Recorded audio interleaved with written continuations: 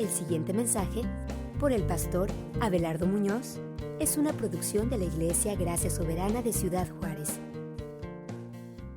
Avanzando en Pentateuco, ya Alex nos compartió de Génesis, yo vi la primera parte de Éxodo y la semana pasada vimos que Dios está siempre presente con su pueblo en la segunda parte de Éxodo, pues Él es el gran yo soy y eso es lo que significa su nombre, el que está verdaderamente presente y siempre dispuesto a actuar a favor de su pueblo.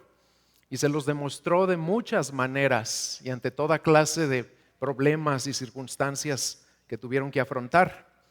Y vimos que Éxodo concluyó con la más clara y visible manifestación de la presencia de Dios entre su pueblo, con la construcción de una casa, de un tabernáculo, porque Dios les dijo, me voy a ir a vivir ahí con ustedes, en medio de ustedes. Y a simple vista esto parece ser pues algo muy bueno y hasta emocionante. ¿A quién no le gustaría tener como vecino a una persona que tiene inmenso poder, inmensa majestad, inmensa sabiduría y que además es increíblemente bueno y amable y bondadoso? Yo no tengo un vecino así, no sé ustedes. De hecho, en Éxodo 34, 6 y 7, no lo abran, yo se los voy a leer. Dios mismo nos dice cómo es Él. Dice ahí, el Señor, Dios compasivo y clemente, lento para la ira, abundante en misericordia y verdad, el que guarda misericordia a millares, el que perdona la iniquidad, la transgresión y el pecado, y que no tendrá por inocente al culpable. Todo iba muy bien hasta llegar a esta última frase. A esta frase cierto autor le llama el enigma del Antiguo Testamento. ¿Cómo puede Dios perdonar la iniquidad y la transgresión y el pecado y afirmar que de ningún modo tendrá por inocente al culpable, al pecador, al malvado? Porque así somos todos. ¿Saben qué deben haber pensado los israelitas cuando escucharon eso? La primera parte les debe haber gustado mucho, pero cuando escucharon la segunda, deben haber dicho en la torre, ya la torcimos. Porque sabían perfectamente que este Dios que iba a venir a vivir junto a ellos, no nada más era compasivo y misericordioso, sino que también era indefectiblemente santo y justo. Un Dios que jamás tolera ningún pecado, sino que aborrece todo mal, todo pecado. Y ellos eran pecadores, ellos eran malvados. En otras palabras, la pregunta que retumbaba en sus mentes y que tal vez retumba en las de ustedes y en la mía, era esta: ¿cómo puede un pueblo pecador vivir con un Dios santo? Esa es la pregunta que nos va a ayudar a contestar el libro de Levítico esta mañana. Y lo primero que vamos a ver es los capítulos 1 al 16 para tratar de responder cómo puede un pueblo pecador tener acceso a la presencia de ese Dios santo. Y vamos a empezar explicando el problema, porque esto era un problema para los israelitas. El problema venía del carácter de Dios y de nuestra condición. Vamos a ver esos dos factores. Primero, el carácter de Dios. Uno de los más grandes errores que cometemos los seres humanos, yo lo he cometido y estoy seguro que todos ustedes lo han cometido también, es que creemos conocer cómo es Dios. Leemos algo acerca de Dios o escuchamos algún mensaje y nos hacemos una idea, y por lo general esa idea es incompleta y es incorrecta de cómo es Dios o cómo nos gustaría que fuera Dios, cuando en realidad Él es muy diferente a como nosotros lo concebimos. Les voy a dar un ejemplo. Cuando leemos o cuando escuchamos que Dios es amor, pues es verdad, Dios es amor. Y cuando lo ofendemos y hacemos algo que sabemos que no le gusta, no nos gusta tampoco acordarnos que Él es santo y que Él es justo y que no es tan grave, decimos, no es tan grave lo que hicimos. ¿Por qué? Porque Dios es amor. Y hasta pensamos, ¿es más grande su amor que su justicia? ¿O es más amor que justicia? Entonces va a ganar su amor y no me va a pasar nada. Eso es falso, es totalmente falso, porque Dios tiene muchos atributos y perfecciones, pero posee todos sus atributos y todas sus perfecciones al 100%, el 100% del tiempo. Él no es más esto y menos aquello algunos días. Él siempre es amoroso, pero también siempre es santo y justo. Y uno de esos atributos, que es el énfasis que le da todo el libro de Levítico a lo que nos enseña, es la santidad de Dios. Y déjenme preguntarles algo, ahorita vamos a hablar mucho de eso, pero voy a empezar con una pregunta. ¿Qué viene a sus mentes cuando piensan en la santidad de Dios? ¿Qué les pasa por la cabeza? ¿Incienso, tal vez? ¿Liturgia, o sea, sermones muy largos y aburridos? ¿O catedrales inmensas como las de Europa? ¿O solemnidad, caras largas, portarse siempre bien, alejarse de todo lo que es divertido? Eso piensan muchas personas cuando se habla de santidad. Y la santidad de Dios no es nada de eso, nada. Philip Ryken lo explica de esta manera, dice, santidad significa separación, apartarse, dice. Algo es santo porque está apartado. Y en el caso de Dios, su santidad significa que Él está apartado de todo lo que Él ha hecho, de toda la creación, de todo lo común. Su santidad también incluye su perfección moral, su excelencia moral, pero su santidad en esencia es su otredad. Y no estoy inventando la palabra, ya la he leído por ahí en algunos libros de gente que sabe más que yo. Dios es otro, eso quiere decir que es santo, es totalmente diferente a nosotros y a todo lo que nos rodea. Esa otredad, esa santidad de Dios es la distinción entre el creador y la criatura. Es la infinita distancia entre la divinidad de Él y nuestra humanidad. Cuando Dios afirma que Él es santo, significa que Él constantemente, activamente se aparta de todo pecado, de toda iniquidad, de toda maldad, de toda corrupción, de todo lo que es común en este mundo. No se aparta del pueblo que ama, pero sí del pecado que comete el pueblo que ama. Él está totalmente apartado de lo pecaminoso. Significa que Él es perfecto, Él es puro, Él es inmaculado, de una manera que nosotros no nos podemos ni siquiera imaginar. En Habacuc 1:13 dice, muy limpio eres de ojos para ver el mal, ni puedes ver o tolerar el agravio. Así de santo es Dios. Él no puede tolerar ningún mal. Su trono es santo, dice el Salmo 47. Su nombre es santo, dice el Salmo 30. Su brazo es santo, dice el Salmo 98. ¿Y qué quiere decir que su trono es santo? Que su gobierno, la manera como Él gobierna es siempre con santidad. Que su nombre es santo, quiere decir que su carácter es santo. Que su brazo es santo, quiere decir que todas sus acciones también son santas. Todo en Dios es santo. Pero además de ser santo, es perfectamente justo. En otras palabras, su justicia también es santa. Y Él debe ejecutar con absoluta perfección la pena o el castigo de todo pecado que se comete. No puede pasar por alto nada. porque dejaría de ser Dios. No puedes simplemente decir, bueno, voy a perdonar y no pasó nada. Lo olvidamos, lo hacemos a un ladito, lo escondemos abajo de una alfombra. Él nunca es así.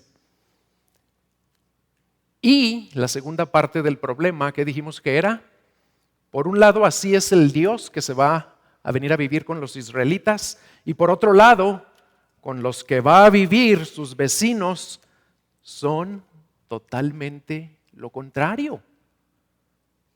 La condición humana es pecaminosa, y esa santidad de Dios, esa justicia de Dios que los israelitas conocían o estaban conscientes de ella, pues no hubiera sido un problema si los israelitas hubieran sido un pueblo dócil, un pueblo obediente a todo lo que Moisés les decía, o tampoco hubiera sido un problema si Dios fuera como un abuelito, pasalón y bonachón, ¿verdad? Al que todo se le resbala. Pero el problema es que ninguna de esas dos cosas es cierta. Y si alguno entre el pueblo de Israel aún dudaba en cuanto a la santidad y a la justicia de Dios, en el capítulo 10 ocurrió un incidente que borró para siempre cualquier duda de sus mentes, que hizo que no se les olvidara ya nunca que Dios es santo y que ellos son pecadores y las consecuencias del pecado son terribles. Vamos a ver Levítico 10 del 1 al 3. Levítico 10 del 1 al 3.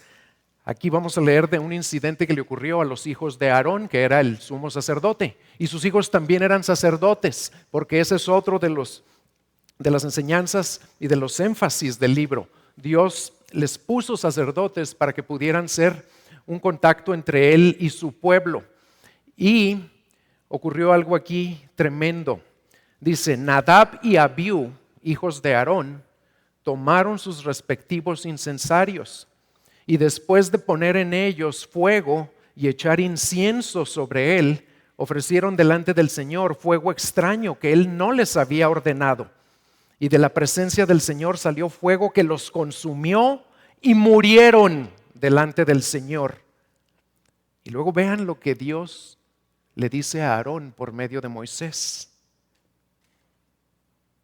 Esto es lo que el Señor habló, le dice Moisés a su hermano Aarón, diciendo, como santo seré tratado por los que se acercan a mí, y en presencia de todo el pueblo seré honrado. Y Aarón guardó silencio. ¿Qué podía decir? Él sabía cómo era el Dios que lo llamó a ser sacerdote, y sabía todo lo que les había dicho tanto a él como a sus hijos. Qué problemón tenían los israelitas, porque con este Dios no se juega. Y ahí vivía junto a ellos, y no vivía al fondo de la colonia, no, vivía en el centro, háganse cuenta que en el parque de un fraccionamiento cuadrado, ahí vivía él, todos lo tenían enfrentito. Imagínense lo que pensaban los israelitas, ¿cómo le vamos a hacer para que no nos consuma el fuego como a los hijos del sacerdote? Porque sabían, nosotros también la vamos a regar, tarde o temprano la vamos a regar. Ese es el problema. Pero ahora vamos a ver que en su gracia Dios les provee una solución. La solución es que un pueblo pecador pues necesita sacrificios para poder vivir junto a un Dios santo. Y los primeros 7 capítulos de Levítico hablan de lo que Dios les concede, les otorga, les facilita una manera de seguir viviendo con Él ahí en medio sin tener que morir. La principal enseñanza de este libro es que Dios es santo y que Él mora en medio de un pueblo al cual también le demanda ser santo, porque Él ahí vive y ellos son de Él. Pero su pueblo no puede vivir así. Su pueblo es como ustedes y como yo, pecador. Por lo tanto, el pueblo tiene que tratar con su pecado, con su impureza, de una manera eficaz, de una manera que le permita no morir, seguir viviendo. junto a Dios, no perecer. Y Dios les dice que la única manera eficaz de tratar con ese pecado es por medio de diversos sacrificios. Y los empieza a explicar en los primeros 7 capítulos. A estos sacrificios también se les llama ofrendas, porque incluían la ofrenda o la inmolación de un animal. Nada más había una ofrenda que no tenía que sacrificar un animal. Se llamaba la ofrenda del cereal. Pero en todas las demás se tenía que presentar un animal y la persona lo tenía que llevar personalmente ahí a la puerta del tabernáculo de reunión para entregárselo a los sacerdotes. Y les voy a mencionar cuáles eran los puntos más importantes de estos sacrificios. Pongan mucha atención, hermanos, porque les voy a confesar algo. En los primeros años de conocer al Señor, leí este libro, pero no me gustó nada. Se me hacía difícil, aburrido y misterioso y me lo saltaba. Por años me saltaba Levítico. Pero después de haber preparado este mensaje y desde hace algún tiempo, es uno de los libros que más amo, que más valoro, que más le agradezco a Dios. Porque en este sistema de sacrificios vamos a ver una enseñanza maravillosa que tiene que ver con ustedes y conmigo. Estos son los puntos más importantes. El propósito de todas estas ofrendas, también con la excepción de una, esa ofrenda se traía para darle gracias a Dios, pero aún esa requería la muerte de un animalito. Y el propósito de todas esas ofrendas era hacer expiación por el pecado. ¿Qué quiere decir la palabra expiación? Apréndanse esta palabra. Suena difícil, pero en realidad es muy sencilla y es maravillosa porque está en el corazón del Evangelio. Expiación quiere decir pagar o quitar o lavar culpa, la culpa del pecado por medio de un sacrificio. Ese era el propósito de estas ofrendas, de estos sacrificios. Y Dios ahí les dice que aún por pecados que cometan sin darse cuenta, fíjense cómo es Dios, aún pecados que el pueblo cometía, le llama ahí inadvertidamente, sin darse cuenta que ofendieron a Dios. Cuando se dieran cuenta, tenían que traer una ofrenda y presentar un sacrificio. Y eso se aplica a todos, a todos. Le dice primero a los sacerdotes, si tú, sacerdote, que eres el ungido de Dios, cometes algo en contra de lo que Dios ha hablado y no te diste cuenta, no fue intencional, cuando te des cuenta tienes que traer tu ofrenda por el pecado. A los jefes de familia les dice lo mismo, con Dios no hay influencias, no hay palancas.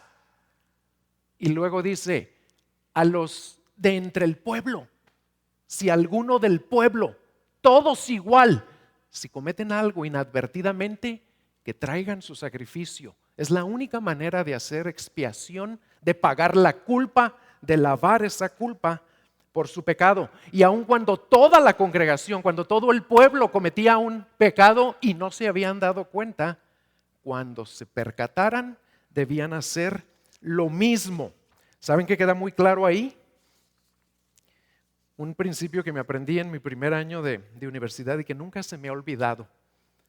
Y viene de Dios, viene de aquí de Levítico. Y me lo enseñaron en mis clases de derecho, que para Dios la ignorancia de la ley no excusa de su cumplimiento. El pecado es pecado y es ofensa, te hayas dado cuenta o no.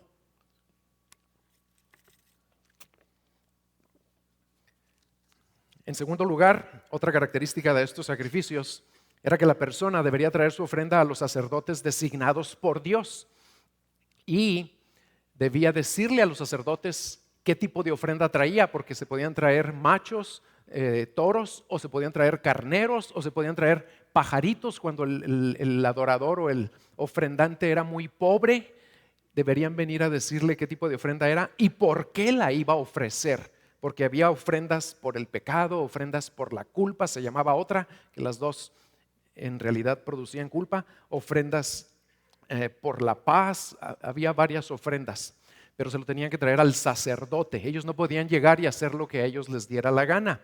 Y en tercer lugar, la ofrenda debería representar la vida de quien la presentaba, un animal que él mismo hubiera creado y sin defecto. Tenía que ser algo valioso para él, algo que realmente representara un costo para él.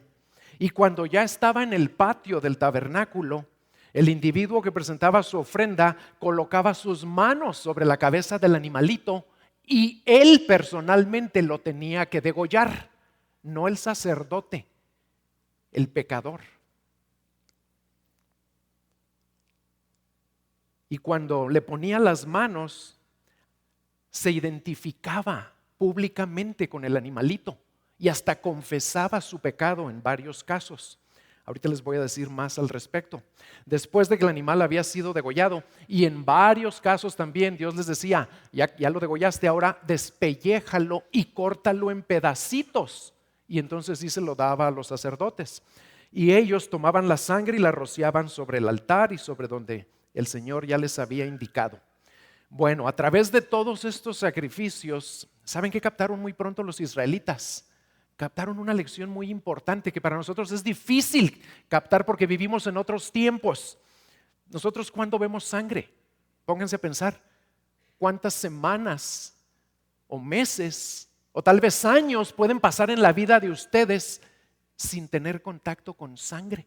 Los que trabajan en hospitales, pues es diferente. O los que tenemos hijos y se tropiezan y se caen, o los que vamos a la montaña en la bici, pues vemos sangre de vez en cuando, ¿verdad? Pero a veces pueden pasar muchos meses o años y no estamos sensibles a la existencia de la sangre en nuestro derredor.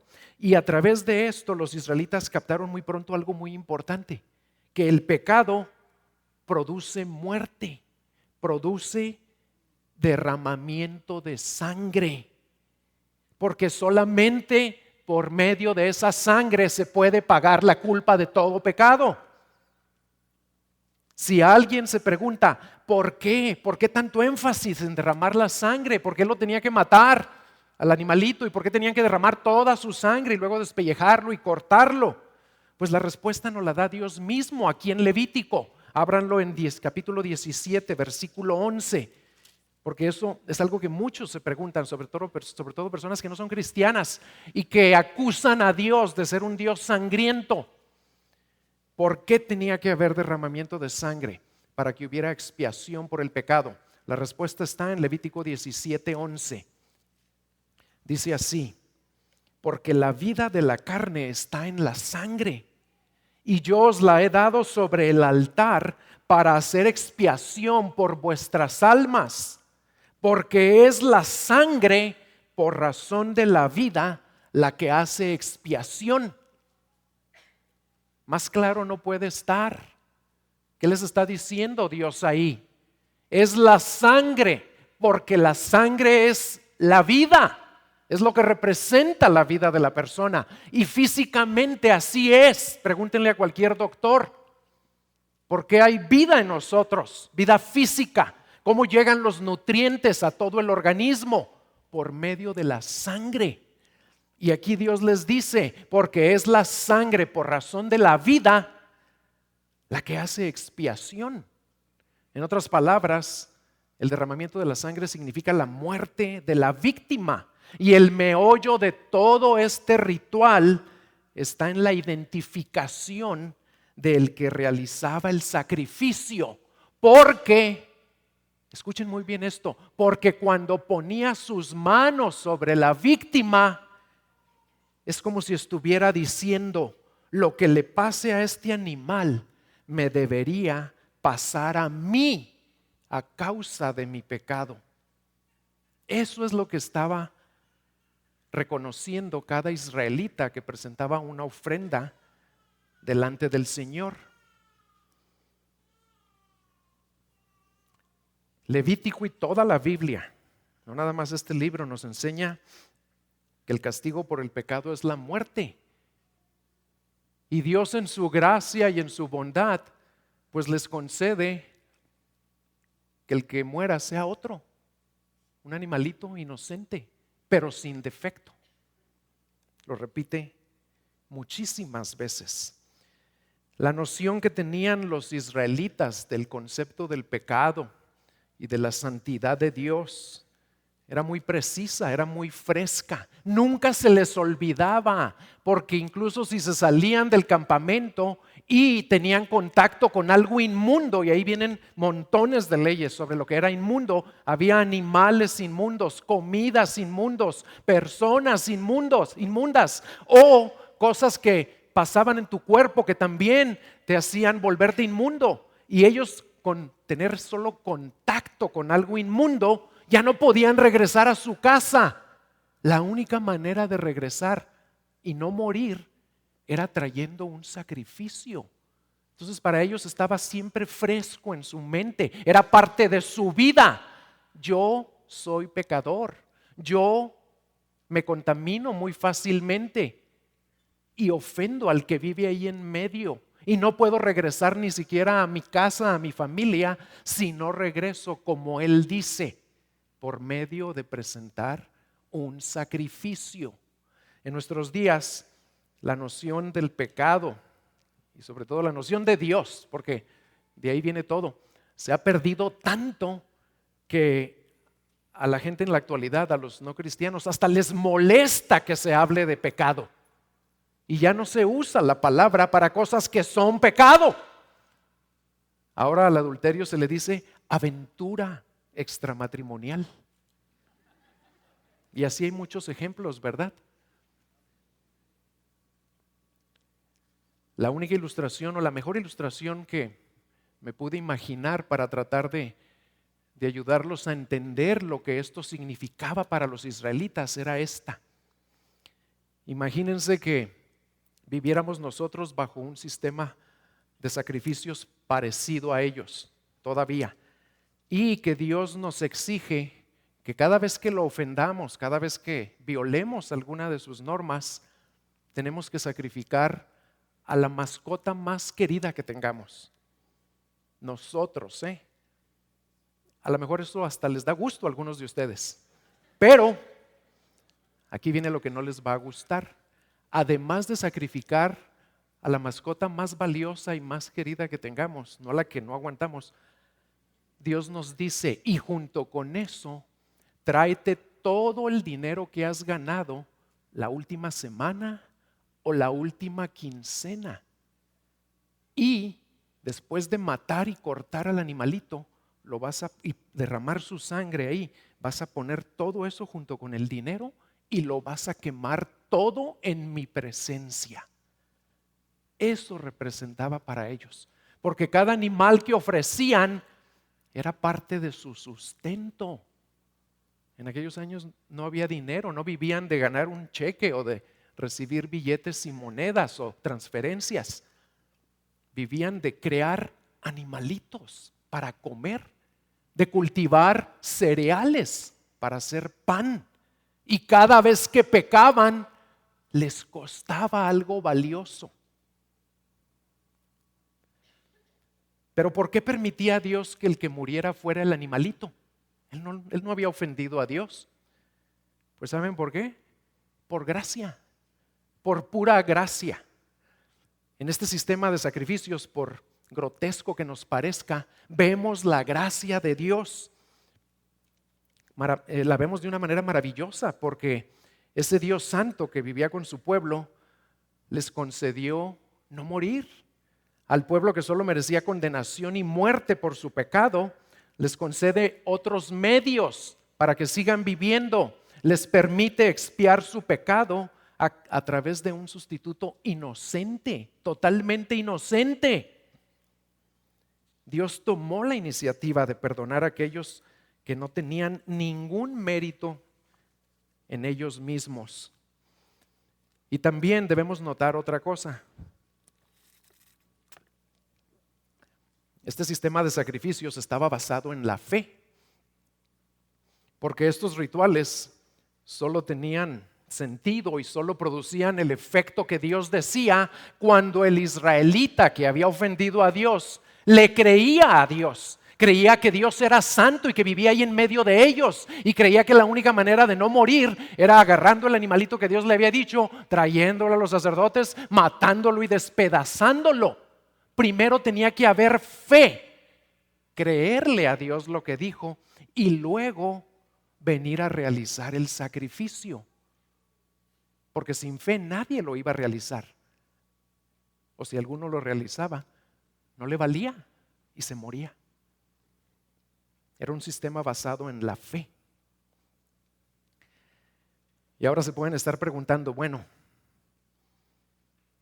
y de todo este rollo de un Dios santo y un tabernáculo y sacrificios y pecado y sangre, ¿a nosotros qué? Esto ocurrió hace 3200 años y duró en efecto como 1200, 1700 años. Pero hace 2000 años que ya no está en efecto. ¿A nosotros qué de todo esto? Pues qué bueno que hacen esa pregunta, porque es una pregunta muy relevante, la más relevante que nos podemos hacer. Porque todo lo que acabamos de oír acerca de los israelitas también se aplica a cada uno de ustedes y a mí. Nosotros también, aunque no somos israelitas, antes de conocer a Cristo, y todavía, pero antes de conocerlo, vivíamos en la presencia de un Dios que todo lo ve, como el Dios que vivía con ellos, porque es el mismo Dios, no cambia. Y vivíamos igual que ellos, ofendiéndolo constantemente. Y ese Dios, que todo lo ve porque es omnipresente, sigue siendo santo y justo. Y nosotros también, igual que ellos, somos rebeldes y merecemos lo mismo que merecían ellos y los hijos de Aarón, muerte y muerte eterna, la ira de Dios, todos. Y no hay pecado pequeño. No existe la diferencia entre pecado venial y pecado mortal. ¿Saben qué quiere decir la palabra venial? Quiere decir leve. Pero en la Biblia nunca se habla de pecado leve. Todo pecado que yo cometo y todo pecado que tú cometes es grave, no leve. Y por ese pecado todos merecíamos, al ofender a ese Dios santo, su ira. Merecíamos muerte eterna. Nosotros también necesitábamos algún medio para pagar por nuestra culpa, para no tener que morir nosotros. Alguna manera, algún sacrificio. Necesitábamos la sangre de un sustituto inocente y sin defecto. Pero ese sustituto ya no podía ser un animal, porque les digo que este sistema levítico ya caducó hace muchos años. Y además nunca fue suficiente para quitar el pecado de una manera permanente. Ahorita lo vamos a ver. Nosotros necesitábamos una mejor solución que la que Dios les dio a ellos para remediar nuestra enemistad contra Dios. Y la buena noticia, hermanos, es que una vez más y solo por su gracia, porque nosotros no hay mérito. No lo hace Dios porque lo merezcamos o porque somos buena onda o porque le caemos muy bien. Por pura gracia, Dios nos proveyó una infinitamente mejor solución que la que tenían ellos. ¿Y saben por qué es mejor esa solución? Porque cuando leemos Levítico con mucho cuidado, nos damos cuenta de que esos sacrificios eran incapaces, eran insuficientes de quitar o de lavar o de borrar el pecado de una manera permanente y definitiva. Nada más lo cubrían y lo cubrían temporalmente. Por eso se tenían que repetir y repetir y repetir. Y no nada más se repetían los pecados, los sacrificios por los pecados que cada uno cometía. ¿Saben qué les dijo Dios también en el capítulo 16? No lo vean. Les dijo que cada año tenían que hacer otro sacrificio. Era el día más solemne del año y se llamaba el día de la expiación, porque además de los sacrificios que cada uno debía realizar para expiar sus pecados, se tenía que hacer un sacrificio por todo el pueblo cada año. Y ese era el único día que el sumo sacerdote podía entrar al lugar santísimo con sangre. Pero antes de entrar tenía que sacrificar un toro por él y luego un chivo por el pueblo. Y luego entraba al lugar santísimo, rociaba la sangre ahí, primero por la de él y luego la del pueblo, y salía y ponía sus manos sobre otro chivo afuera y confesaba los pecados de todo el pueblo, de todo Israel, y luego lo mandaban al desierto a ese chivo para morir. De ahí viene la frase del chivo expiatorio, porque sobre él caía la culpa de todo el pueblo, por los pecados de los que ni siquiera habían estado conscientes, y porque se tenían que repetir así constantemente, pues no quitaban el pecado, no trataban con el problema de una manera definitiva. No era la solución final que Dios tenía en mente. Eran como una sombra, dice el libro de Hebreos, y una sombra pues no es la realidad. Eran una sombra de lo que iba a venir a ser esa gloriosa realidad.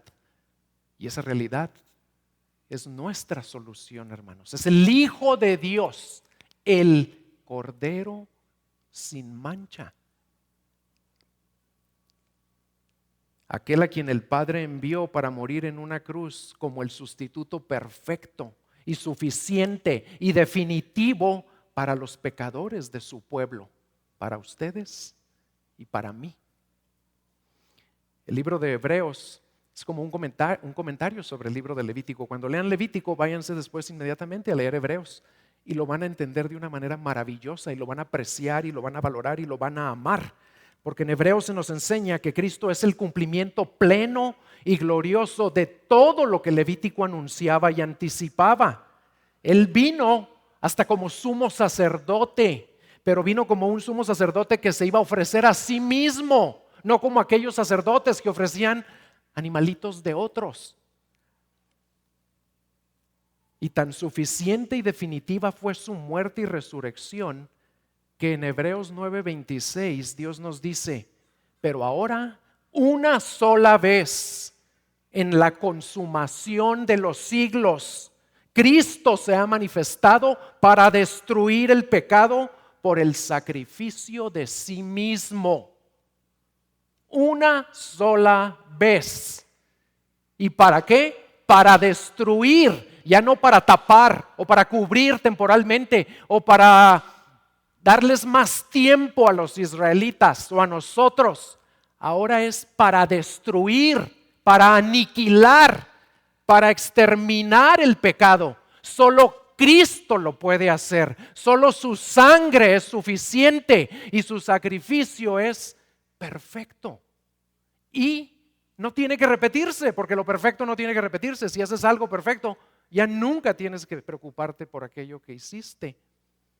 Esa es la gloriosa respuesta a nuestro dilema, la única y suficiente respuesta a esa pregunta que les hice ahorita: ¿cómo podemos vivir siendo pecadores con un Dios santo? Pues por Cristo, con Cristo, en Cristo.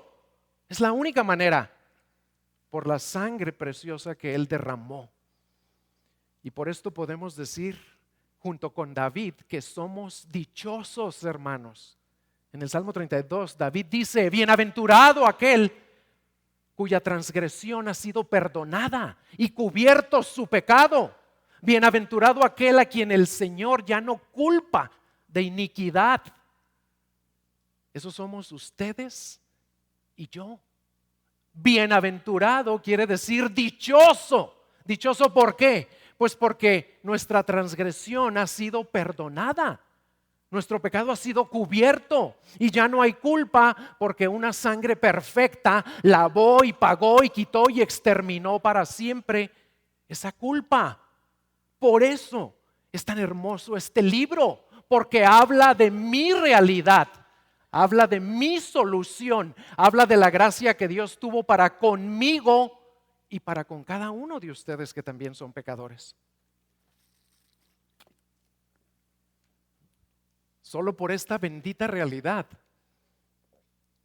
podemos gozarnos cuando leemos el Salmo 103. Y la Biblia está llena de frases como estas. Pero escuchen esto. En el Salmo 103, versículos 10 al 12 dice: no ha hecho con nosotros conforme a nuestras iniquidades, ni nos ha pagado conforme a nuestros pecados. Porque como la altura de los cielos sobre la tierra, engrandeció su misericordia sobre los que le temen. Cuanto está lejos el oriente del occidente, hizo alejar de nosotros nuestras rebeliones. ¿Por qué? ¿Por qué las pudo alejar así? Porque la distancia entre oriente y occidente es infinita. ¿Por qué no dijo cuánto está lejos el norte del sur?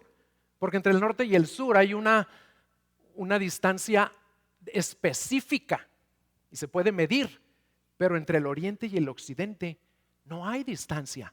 Si tú viajas al occidente, como la tierra es redonda, vas a tener que seguir viajando y viajando y viajando, y siempre va a haber más occidente adelante de ti. Así alejó Dios de nosotros nuestras rebeliones y nuestra culpa por esa preciosa sangre.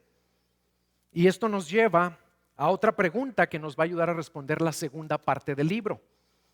¿Cómo puede el pecador redimido, porque el pueblo de Israel ya había sido rescatado de la esclavitud en Egipto, y ustedes y yo hemos sido rescatados por la sangre de Cristo? ¿Cómo puede un pecador redimido mantener y enriquecer su comunión con un Dios santo?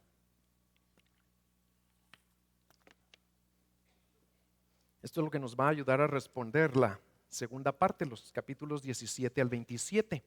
Y aunque todo Levítico enfatiza que Dios es santo, en esta sección del libro se acentúa aún más la santidad de Dios. A esta sección se le conoce como el Código de Santidad, y es una colección de normas que representan un estilo de vida de aquellos que son el pueblo de Dios y que han sido llamados a ser santos. ¿Y qué es lo que Dios le comunica a su pueblo en esta segunda parte del libro? Pues básicamente lo que les comunica es que porque Él es santo y ellos son suyos, ellos también tienen que ser santos. Y se los repite varias veces. Se los voy a leer en 3 versículos. Levítico 19:2 dice: habla a toda la congregación y diles: seréis santo porque yo, el Señor vuestro Dios, soy santo. Y luego en el 27, santificaos pues y sed santos porque yo, el Señor vuestro Dios, porque yo soy el Señor vuestro Dios. Y en el 20:26, me seréis pues santos porque yo, el Señor, soy santo y os he apartado de los pueblos para que seáis míos. Y enseguida les explica de manera práctica en qué consiste esa santidad o cómo aplicarla a las diversas áreas de sus vidas. Hay aquí muchos mandamientos muy interesantes, algunos raros, algunos extraños, pero la enseñanza más importante de todo esto es que a los israelitas les quedó muy claro, y espero que a ustedes y a mí también, que la santidad a la que Dios los llamaba no era algo místico, no era algo abstracto, era algo concreto, algo para la vida diaria, algo para que se refleje en tu casa, en tu trabajo, en tu escuela, en cómo manejas, en cómo gastas, en cómo te diviertes. Por eso les da indicaciones que abarcan toda la vida. Dios quiere que seamos santos en todo lo que hacemos. Y de hecho, ese mandamiento se nos da a nosotros también. Y se nos da a nosotros de una manera hasta más amplia, de una manera que incluye una frase adicional en Primera de Pedro, capítulo 1, versículo 14 al 16. Pongan atención, dice ahí: como hijos obedientes, no se conformen a los deseos que antes teníais en vuestra ignorancia, sino que así como aquel que os llamó es santo, así también sean ustedes santos en toda vuestra manera de vivir. Porque escrito está: sed santos, porque yo soy santo. Es el mismo versículo de Levítico 19:2, pero con una frase extra: en toda vuestra manera de vivir, sean santos, porque son míos, dice Dios. Y aquí quiero aclarar algo sobre la santidad. Escuchen bien porque generalmente nos hacemos ideas equivocadas, tenemos conceptos erróneos, distorsionados de lo que es vivir de una manera santa. Dios quiere que lo entendamos bien.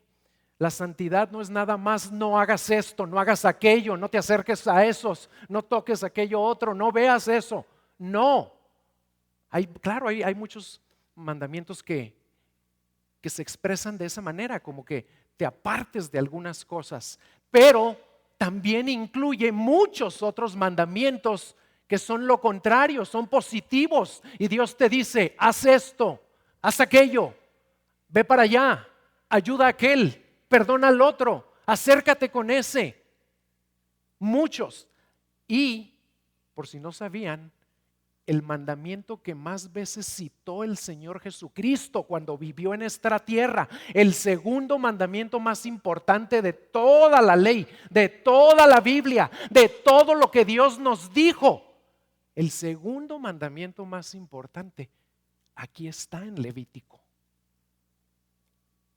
Y empieza con una orden negativa, pero después es absolutamente positiva. Levítico 19:18 dice, no te vengarás ni guardarás rencor a los hijos de tu pueblo, sino que amarás a tu prójimo como a ti mismo. Yo soy el Señor. ¿Por qué hay que amar al prójimo? Porque Él es el Señor. Punto. Y hay muchos otros mandamientos como estos. No nada más, no hagas, no toques, no veas, no te acerques, no te juntes. No. Aquí vienen, por ejemplo, los que vimos cuando estudiamos Santiago, de cómo debemos tratar a los que tienen alguna discapacidad. No maldigas al sordo y no le pongas tropiezo al ciego. Y también nos dice cómo tratar a los extranjeros. Así que mucho cuidado con cómo tratan a Chobi y a Gaby. De veras, ahí dice, no maltrates a los extranjeros. ¿Por qué? No maltrates a los extranjeros porque ustedes fueron extranjeros en tierra de Egipto. Vienen mandamientos sobre no cortarse la carne, no tatuarse y muchos otros. Vienen mandamientos sobre ponerse de pie ante los ancianos y ante las canas. Así que ya saben cómo tratarme, hermanos. Y esta santidad que Dios demanda de su pueblo siempre debe estar motivada por su gracia, por su amor, por su perdón y porque queremos tener esa comunión con Él que Él tanto anhela, ¿verdad? Para nosotros es muy fácil olvidarnos de esto, porque vivimos en tiempos muy difíciles en los que es tan fácil ensuciar nuestras mentes, ensuciar nuestras almas. Está al alcance de un dedo. Lo que antes se requería tener que gastar dinero y hacer un plan y ver cuando ibas allá a un barrio feo donde podías ver películas feas, ahora está en tu recámara, en tu oficina, en tu sala, en cualquier lugar podemos contaminarnos de una manera muy grave. Y saben también qué nos sucede en cuanto a esto de la santidad. Otro error que cometemos cuando leemos que Dios quiere que seamos santos en toda nuestra manera de vivir, nos sucede otra cosa interesante, que es otro error. Pensamos que la culpa por las cosas que hacemos y que no deberíamos hacer es más grande que la culpa por las cosas que no hacemos y que sí deberíamos hacer. No es trabalenguas, ¿eh?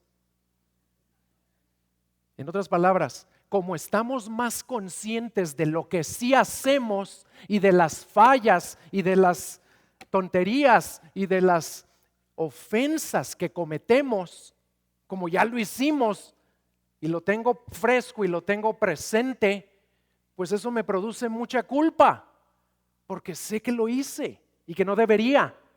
Y tendemos a pensar lo que Dios me pide hacer, pero no lo he hecho, pues sí está mal, pero no está tan mal. No siento tanta culpa, pues porque no he hecho nada, simplemente no he hecho nada. ¿Y saben cuál es la verdad? Que para Dios los dos pecados son aborrecibles. No nada más los pecados de comisión, sino también los pecados de omisión. Y les voy a decir algo que tal vez los sorprenda, y que no los debe sorprender. Pero yo estoy seguro que en mi vida estoy tolerando cosas que Dios aborrece. Y también estoy seguro que no soy el único, hermanos. Que todos los que estamos sentados aquí y que amamos a Dios, estamos tolerando cosas, pecados, algunos de omisión y otros de comisión, que el Dios Santo que vive adentro de nosotros aborrece. ¿Y saben por qué los toleramos? Porque en nuestra escala de valores los consideramos respetables, como el libro que estudiamos hace un tiempo, ¿verdad? Porque según nosotros, no según Dios, no son tan feos, no son tan graves como los que no hacemos o como los que hacen otras personas, en lugar de aborrecerlos como Dios los aborrece. Y tal vez sean amistades, pasatiempos, cosas tan íntimas como pensamientos o actitudes que nadie ve, nada más Dios. Quizás sean temores o afanes de los que Dios te dice que te apartes porque Él es santo y porque Él vive en ti y tú eres suyo. Se nos olvida que todos esos pecados demandan muerte, mi muerte y tu muerte. Pero Dios por su gracia ya pagó esa demanda con la muerte de otro, de un sustituto inocente y sin defecto. Y no nada más estoy tolerando cosas que Dios aborrece y las sigo haciendo. Estoy seguro de que tal vez la mayoría de las áreas en las que ofendo a Dios son cosas que no hago y que debería hacer. Pecados de omisión, y que Dios los aborrece igual que los otros. Y también me manda a apartarme de ellos y a ti también. Tal vez sea pereza o indiferencia a lo que para Dios es prioritario, como su iglesia, su palabra, el grupo de casa. Y creemos que no tiene mucha importancia para un Dios santo. O tal vez sea indolencia o indiferencia en amar al prójimo, en perdonar a los que nos ofenden, en ayudar a los necesitados, o en hacerle el bien a los que nos odian. Tal vez sea negligencia en compartirle el evangelio a otros. ¿Por qué? Porque estoy muy cansado. Que se lo comparta a alguien más. O porque me da pena. ¿Para qué lo invito a Alfa? Que lo invite a alguien más. También eso es ser santo, hermano. Que le des importancia a lo que Dios dice que es importante. Y que le des la prioridad que Dios quiere que le des. Ya voy a terminar,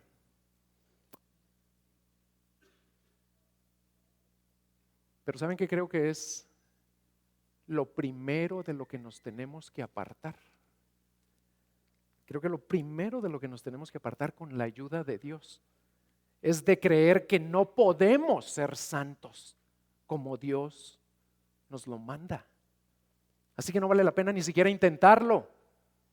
Voy a fallar. No puedo, la voy a regar. Eso es para los pastores O para los líderes, por eso yo no quiero ser líder, porque tengo que ser más santo. ¿Quién dijo que es para los pastores o para los líderes? Es para ti, y para ti, y para ti, y para ti, y para mí, para todos por igual. Y el creer que no se puede también ofende a Dios, porque es como decirle mentiroso. ¿Y saben por qué es decirle mentiroso? Pues porque es como decirle, tú no nos puedes dar la capacidad para hacerlo. Tú no nos puedes dar el poder para obedecerte. Así que te equivocaste en poner ese mandamiento ahí.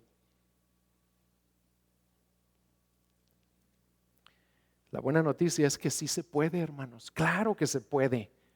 Como dice Romanos 8:32, el que no escatimó ni a su propio Hijo, sino que lo entregó por todos nosotros, ¿cómo nos dará también con Él todas las cosas, incluyendo el poder para ser santos? ¿Qué estás tolerando tú en tu vida? Dejemos que Dios nos lo muestre. Y cuando lo haga, recordemos lo que acabamos de cantar ahorita. Y recordémoslo de esta manera, hermanos. Por esos pecados que estamos tolerando en nuestra vida, se podía acercar el diablo mismo a la presencia de Dios y decirle, Señor, Abelardo Muñoz otra vez pecó. Y tú dices que todo pecado merece muerte. Señor, muerte para Abelardo, o muerte para Jorge, o para Pedro, o para Juan, o para Enrique, o para Lupita, o para Diana, o para Sandra. Volvió a pecar, Señor, muerte. ¿Y saben qué le contestaría a Dios? Tienes razón, merece muerte. Pero ya les mandé a un sustituto perfecto y que yo amaba con toda mi alma, porque era mi único hijo. Y fue a vivir una vida perfecta y a derramar toda su sangre para que ellos no tengan que morir. Eso, hermanos, eso es lo que nos tiene que motivar desde ahorita y por toda la eternidad a ser santos. Si no es eso lo que te motiva, ni lo intentes, porque sería fariseísmo, legalismo, religiosidad, igual de aborrecible que cualquier otro pecado. Esperamos haya sido de bendición.